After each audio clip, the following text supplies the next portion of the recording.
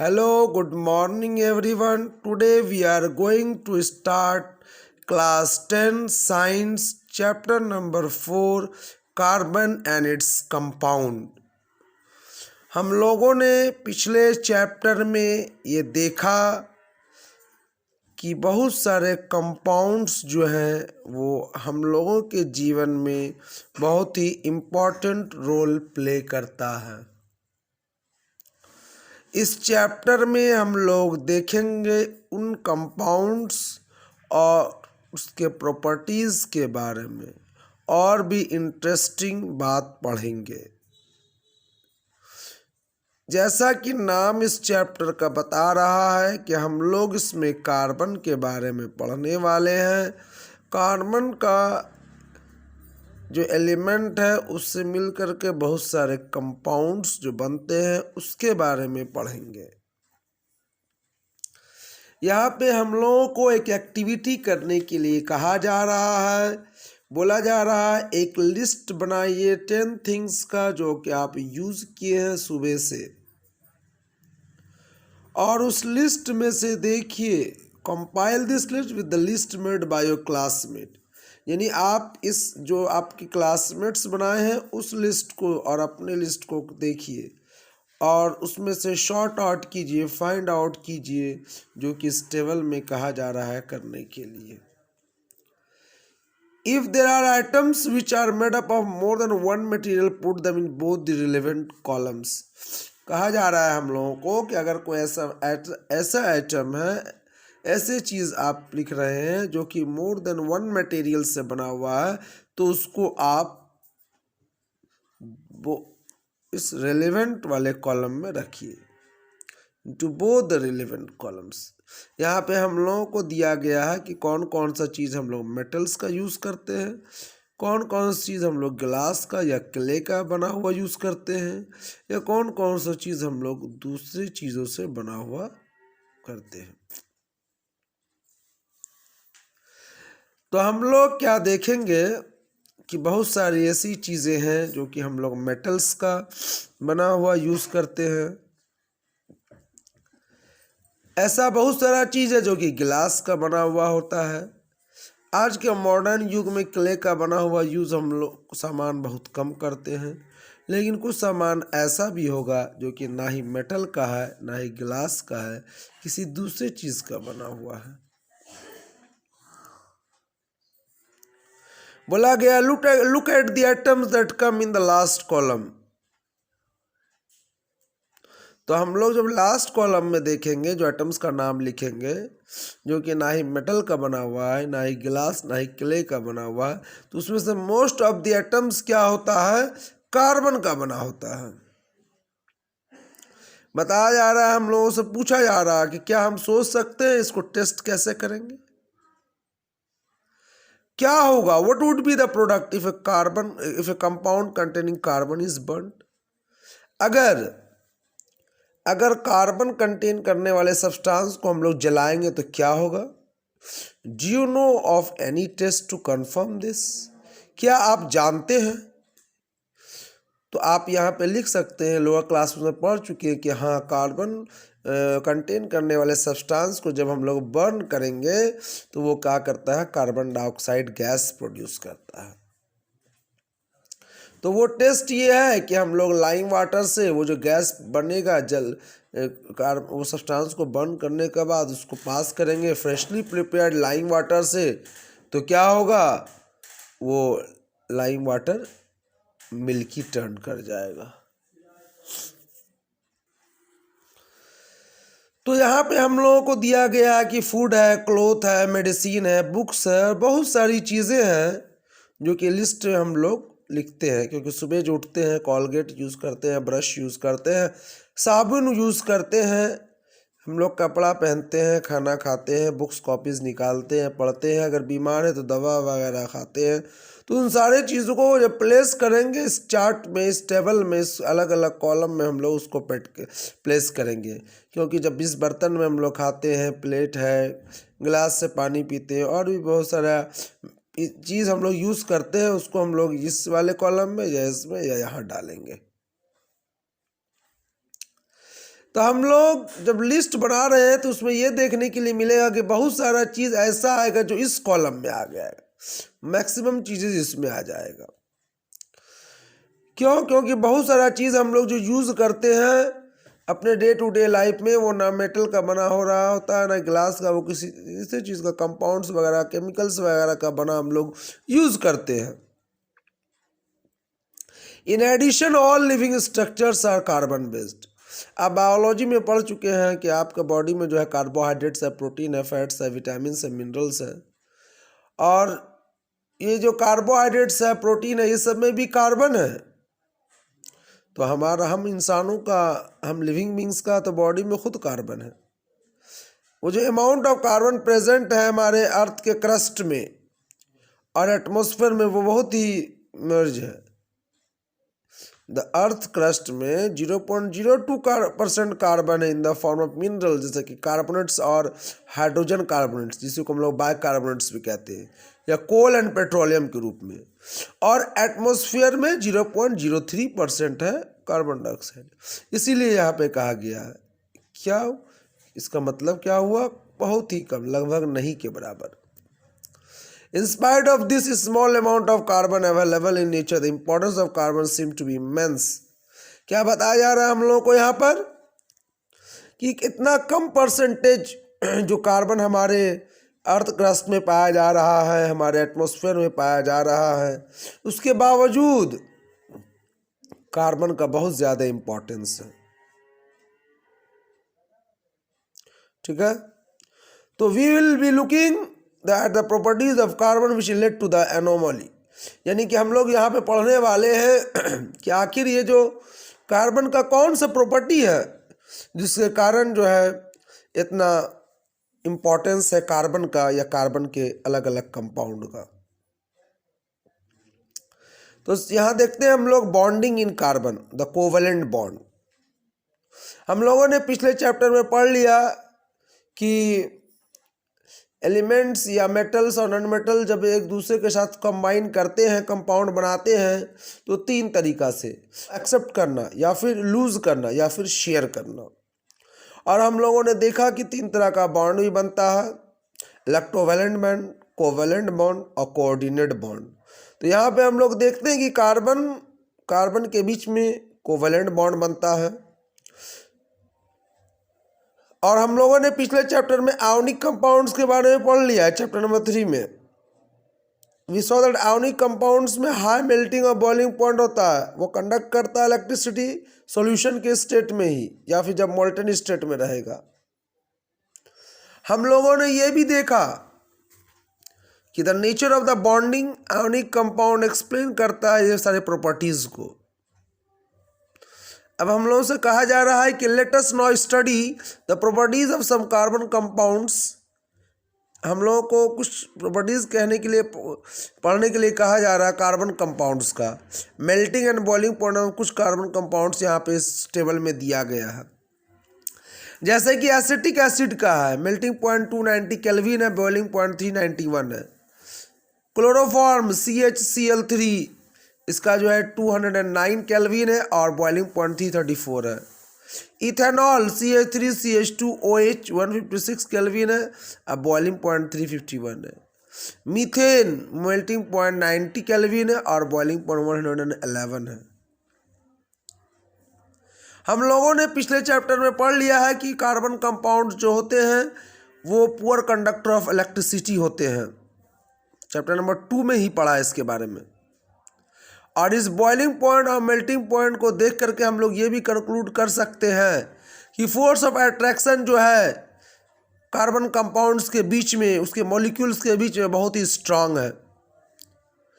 और चूंकि ये कंपाउंड जो होता है largely non conductors of electricity होता है, हम लोग ये भी कंक्लूड करते हैं कि जिसका जब बॉन्डिंग होगा इस कंपाउंड्स में, वो किसी भी तरह से आयन्स बनने नहीं देता है, यानी कि bonding in this compound do not give rise to ions.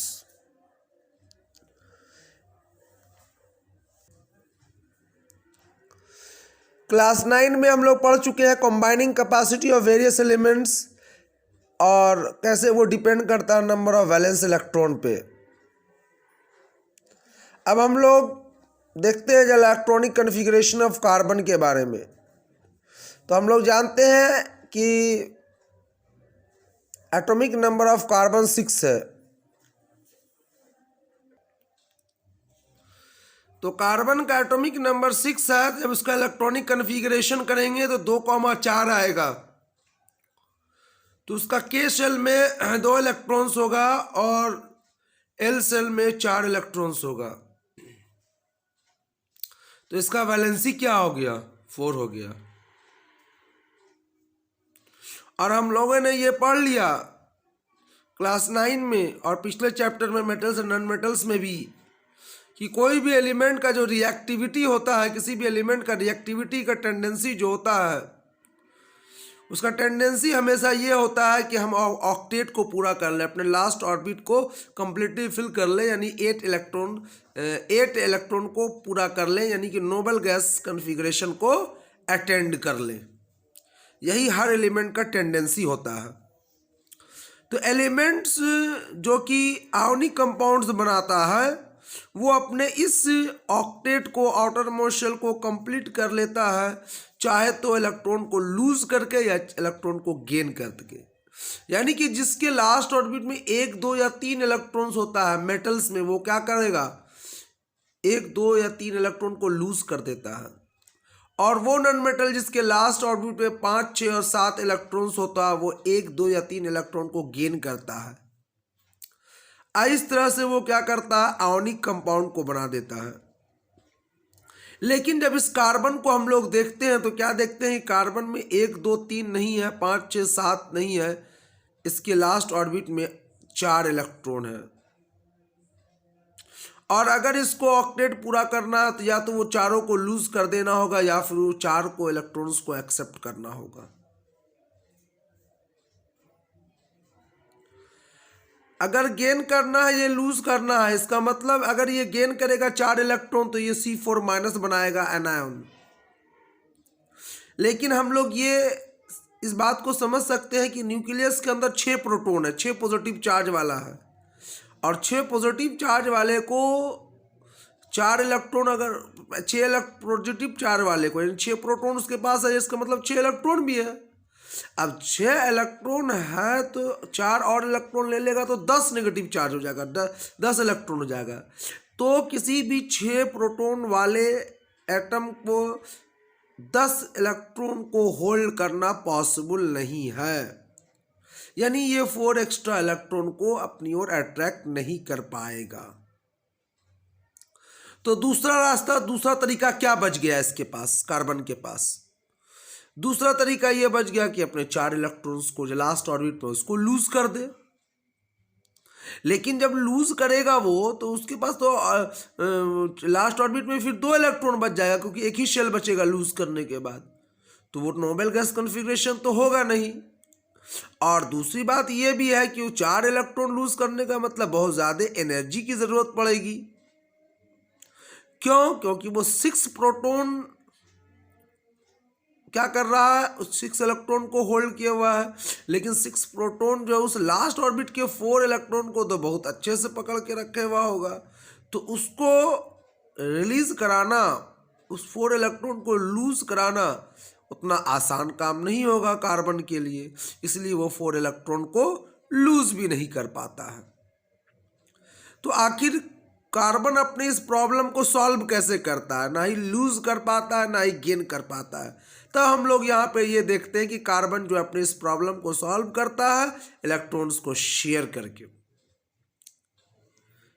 Not just carbon but many other elements form molecules by sharing electron this manner. इसी तरह का जो जो एलिमेंट्स है, यानी कि हम ऐसा कह सकते हैं कि जो मेटलॉइड्स हुआ, यानी कि जिसके लास्ट ऑर्बिट में 4 इलेक्ट्रॉन्स है, वो इसी मैनर से क्या करता है? शेयरिंग ऑफ इलेक्ट्रॉन्स करके अपने ऑक्टेट को पूरा करता है, नोबल गैस कन्फिग्रेशन को अटेन करता है। अब यहाँ हम लोगों को कहा जा रहा है कि before going on to the compounds of carbon let us look at some simple molecules formed by the sharing of valence electron. कि इससे पहले कि हम लोग कार्बन के बारे में और डिटेल में पढ़े, उसके कंपाउंड्स के बारे में पढ़े, हम लोग पहले कुछ समझ लेते हैं सिंपल मॉलिक्यूल्स को जो कि शेयरिंग ऑफ इलेक्ट्रॉन्स से बनता है। द सिंपलेस्ट मॉलिक्यूल जो फॉर्म होगा इस तरह से वो हाइड्रोजन मॉलिक्यूल है। लेकिन हाइड्रोजन में जो है क्या है, लास्ट में तो 4 इलेक्ट्रॉन नहीं है। हम लोग क्या पढ़े, एटॉमिक नंबर ऑफ हाइड्रोजन 1 है। तो हाइड्रोजन के पास एक ही शेल है और उसमें भी एक इलेक्ट्रॉन है, तो इसको एक ही पहला शेल को ही फिल करना है। तो उसके लिए सिर्फ क्या चाहिए, उसको एक और इलेक्ट्रॉन चाहिए, क्योंकि शेल नंबर 1 में सिर्फ 2 ही मैक्सिमम इलेक्ट्रॉन अट सकता है। तो 2 हाइड्रोजन एटम शेयर करेगा अपने इलेक्ट्रॉन को, 2 hydrogen atom share the electron to form a molecule of hydrogen H2।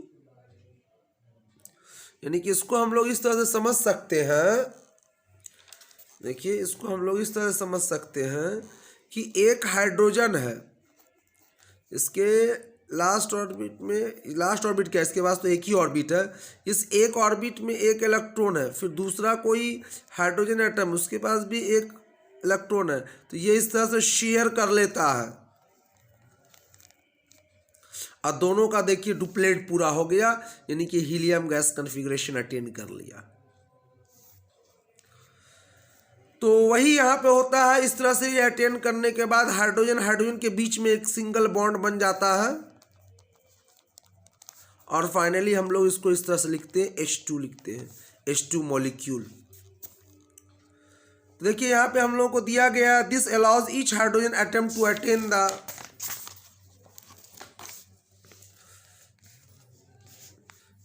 Electronic configuration of the nearest noble gas helium, जिसके बारे में मैंने आपको पहले बता दिया। देखिए यहाँ पे डायग्राम भी दिखाया गया कि कैसे ये शेयरिंग कर रहा है, शेयर्ड इलेक्ट्रॉन। तो एक पेयर ऑफ इलेक्ट्रॉन जब शेयर होता है तो एक सिंगल बॉन्ड बनता है। We can depict this using dots और क्रॉसेस। ये बताया जा रहा है कि हमने जो यहाँ पे दिया ये क्रॉस में भी दे सकते हैं हम लोग या फिर डॉट भी दे सकते हैं, नो प्रॉब्लम। और ये शेयर्ड पेयर ऑफ इलेक्ट्रॉन्स जो है वो कंस्टिट्यूट करता है एक सिंगल बॉन्ड। अगर one pair of electron shared होता है तो 1 बॉन्ड बनाता है, सिंगल बॉन्ड बना देता है, उसको हम लोग सिंगल लाइन से दर्शाते हैं।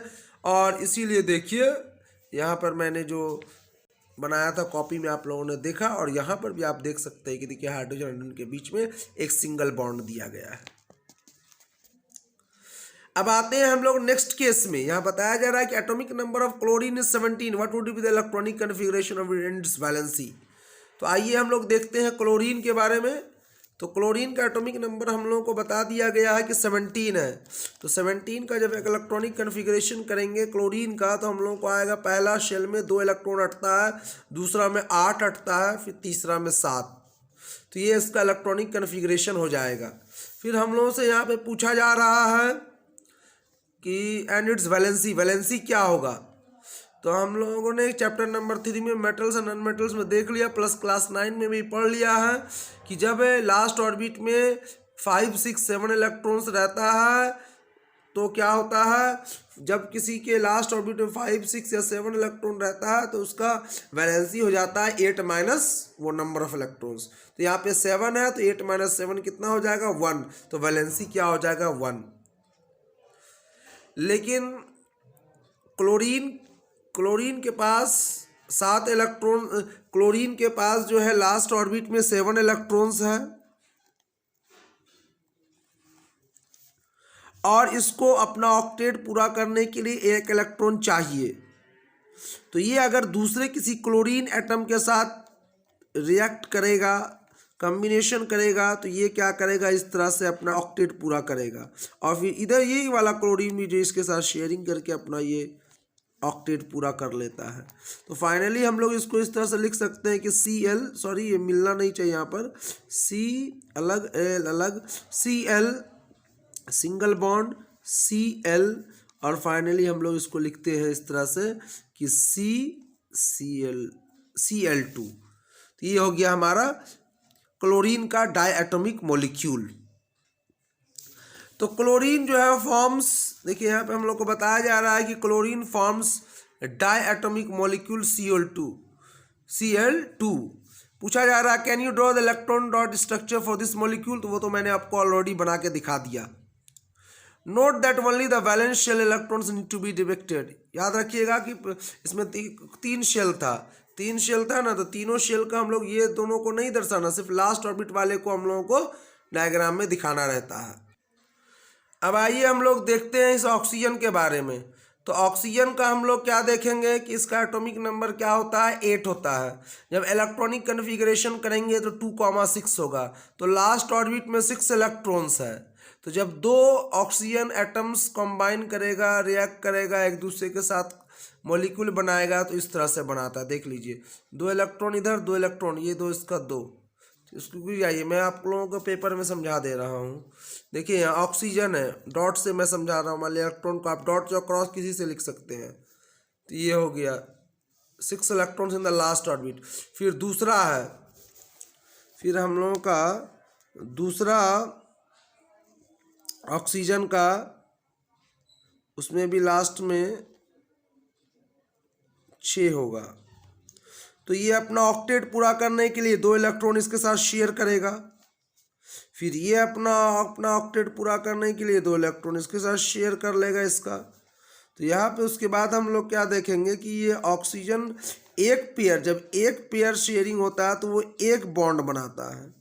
फिर दूसरा पेयर के लिए दूसरा बॉन्ड बनता है। तो इस तरह से O डबल बॉन्ड O, और फाइनली हम लोग इसको लिखते हैं O2।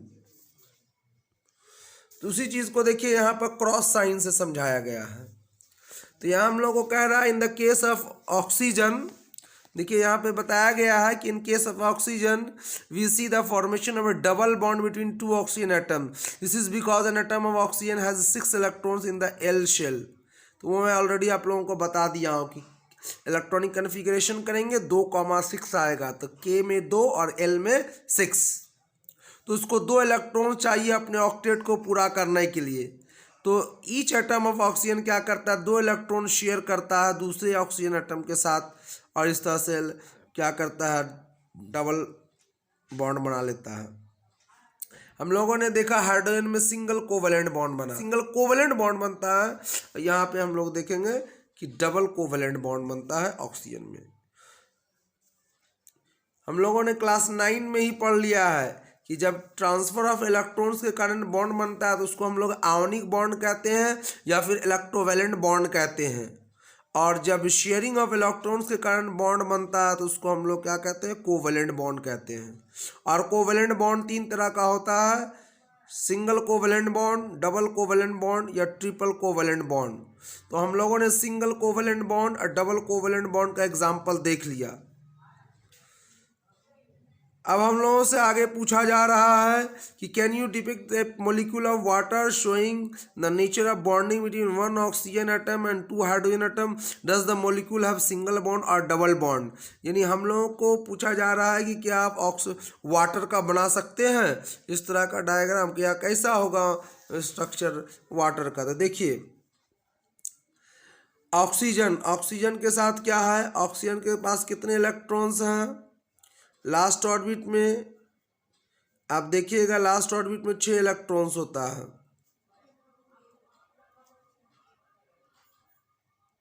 इलेक्ट्रॉन कहीं पर भी लिख सकते हैं हम लोग। और एक हाइड्रोजन के लास्ट ऑर्बिट में 1 इलेक्ट्रॉन होता है। फिर दूसरा हाइड्रोजन एटम लेंगे तो उसके भी लास्ट ऑर्बिट में, तो हाइड्रोजन अपना डुप्लेट पूरा करेगा इस तरह से, ये हाइड्रोजन भी अपना डुप्लेट पूरा करेगा इस तरह से। और ये ऑक्सीजन जो इस दोनों के साथ ये करके बॉन्ड बना करके शेयरिंग कर करके क्या करेगा, अपना ऑक्टेट पूरा कर लेगा। देखिए यहाँ ऑक्सीजन का क्या हुआ, 1 2 3 4 5 6 पहले से था, एक इधर से एक इधर से लिया, शेयरिंग किया, लिया नहीं शेयरिंग किया, तो क्या हो गया, ये सिंगल कोवेलेंट बॉन्ड बनाता है। तो क्या देखेंगे हम लोग, hydrogen single covalent bond O, single covalent bond H, और इस तरह से हम लोग फाइनली इसको लिखते हैं H2O।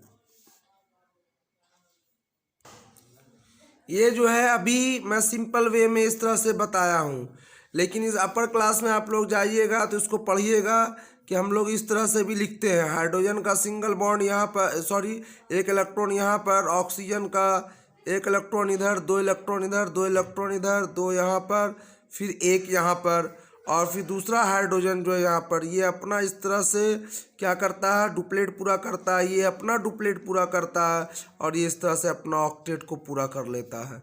और जब इसको आप लिखेंगे तो इस तरह से लिखते हैं, hydrogen single bond oxygen single bond H और फाइनली इसको हम लोग लिखते हैं H2O। अब हम लोगों से यहाँ क्वेश्चन किया गया है कि does the molecule have single bond और डबल बॉन्ड। तो हम लोगों ने क्या देखा कि इस वाटर मॉलिक्यूल में सिंगल बॉन्ड है। अब आगे क्वेश्चन पूछा जा रहा है, what would happen in case of A diatomic molecule of nitrogen, यानी कि अगर नाइट्रोजन का मॉलिक्यूल बनाते हैं तो कैसा होगा। तो हम लोग ये देखेंगे कि नाइट्रोजन का एटॉमिक नंबर 7 है। जब इलेक्ट्रॉनिक कन्फिग्रेशन करते हैं नाइट्रोजन के 7 का तो ये हम लोगों को मिलेगा 2,5। इसका मतलब इसके लास्ट ऑर्बिट में 5 इलेक्ट्रॉन्स है। तो इसको ऑक्टेट पूरा करने के लिए 3 इलेक्ट्रॉन्स चाहिए। तो हम लोग इस तरह से करेंगे, नाइट्रोजन इसके लास्ट ऑर्बिट में 5 इलेक्ट्रॉन्स है। फिर दूसरा नाइट्रोजन एटम जो होगा उसके भी लास्ट ऑर्बिट में 5 इलेक्ट्रॉन्स होगा। तो ये अपना ऑक्टेट पूरा करने के लिए इससे 3 इलेक्ट्रॉन को शेयर करता है। फिर ये अपने ऑक्टेट को पूरा करने के लिए इस वाले दूसरे वाले नाइट्रोजन एटम के साथ 3 पेयर ऑफ इलेक्ट्रॉन्स को शेयर करता है।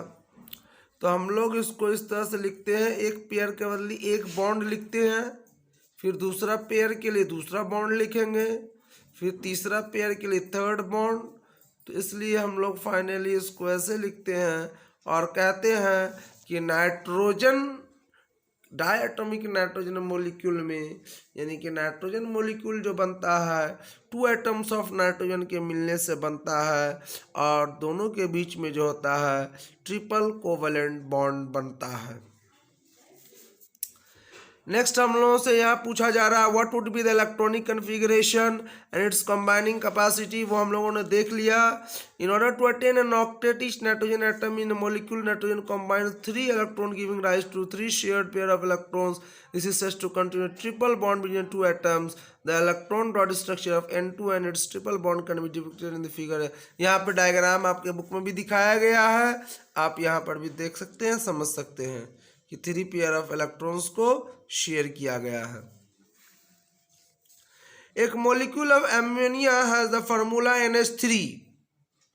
बताया जा रहा है हम लोगों को कि अमोनिया के मॉलिक्यूल का फार्मूला NH3 होता है। Can you draw the electron dot structure for this molecule showing how all 4 atoms achieve noble gas configuration. Will the molecule have single bond, double bond और ट्रिपल बॉन्ड। तो यानी कि हम लोगों को अब कहा जा रहा है कि अमोनिया का इलेक्ट्रॉन डॉट स्ट्रक्चर बनाइए। हम लोगों को इलेक्ट्रॉन डॉट स्ट्रक्चर अमोनिया का बताना है, बना करके दिखाना है। आइए हम लोग नेक्स्ट पेज में बनाते हैं।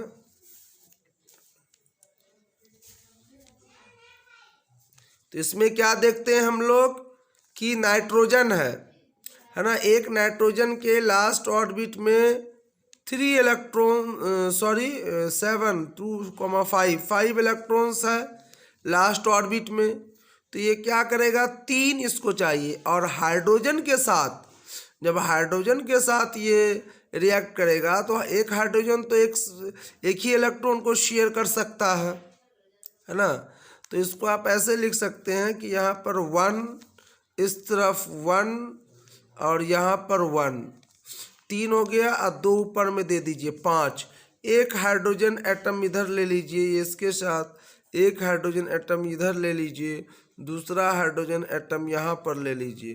तो ये हाइड्रोजन एटम अपना डुप्लेट पूरा कर लिया यहाँ पर, ये हाइड्रोजन एटम अपना डुप्लेट पूरा कर लिया इस जगह पर, ये हाइड्रोजन एटम अपना डुप्लेट पूरा कर लिया। और अब आप देखिए नाइट्रोजन का भी ऑक्टेट पूरा हो गया, 1 2 3 4 5 6 7 8। तो इस तरह से ये जो है अपना ऑक्टेट को पूरा कर लिया। तो आप लोग इस तरह से लिख सकते हैं इसको कि ये हो जाएगा H सिंगल बॉन्ड N, फिर सिंगल बॉन्ड H, फिर सिंगल बॉन्ड H। और चाहे तो आप यहाँ पे अनशेयर्ड पेयर ऑफ इलेक्ट्रॉन दिखा सकते हैं। और फाइनली जब हम लोग इसका फार्मूला लिखते हैं तो ये हो जाता है NH3। तो हम लोगों को यहाँ पे सभी क्वेश्चंस का आंसर मिल गया है ना, कि इसमें सिंगल बॉन्ड होता है, डबल या ट्रिपल बॉन्ड नहीं है। Let us now take a look of methane which is the compound of carbon. बताया जा रहा है कि अब हम लोग कार्बन के दूसरे कंपाउंड, इसका मीथेन नाम है, उसको हम लोग देखते हैं। तो मीथेन जो है वाइडली यूज होता है फ्यूल के रूप में, और मेजर कंपोनेंट है बायोगैस का, नेचुरल गैस का। ये सिंपलेस्ट कंपाउंड है जो कि कार्बन के द्वारा बनाया जाता है, और इसका फार्मूला CH4 है। तो हाइड्रोजन जैसा कि हम लोग जानते हैं इसका वैलेंसी 1 होता है, और कार्बन का वैलेंसी 4 है। तो carbon is a tetravalent because it has 4 valence electron.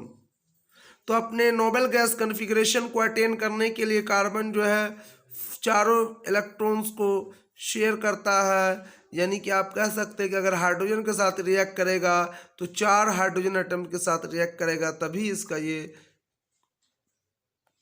Molecule बन पाएगा। तो इसको बताया जा रहा है कि फिगर 4.5 में दिखाया गया है। तो देखिए फिगर 4.5 यहाँ पर हम लोगों को दिखाया गया है। अब ये कैसे बनता है ये भी मैं आप लोगों को इस पेपर में बता दे रहा हूँ, समझा दे रहा हूँ। देखिए एक कार्बन है, उसके लास्ट ऑर्बिट में 4 इलेक्ट्रॉन्स है। फिर एक हाइड्रोजन एटम के लास्ट ऑर्बिट में 1 इलेक्ट्रॉन होता है, दूसरे हाइड्रोजन का भी वही होगा, तीसरे का भी वही होगा। चूंकि ये कार्बन को 4 इलेक्ट्रॉन चाहिए, और एक समय में ये जो है हाइड्रोजन एक ही इलेक्ट्रॉन दे सकता है या शेयर कर सकता है।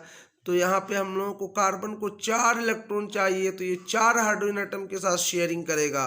तो ये हाइड्रोजन अपना डुप्लेट पूरा कर लेगा, ये हाइड्रोजन भी अपना डुप्लेट पूरा कर लेगा, ये भी अपना डुप्लेट पूरा किया, ये भी अपना डुप्लेट पूरा किया।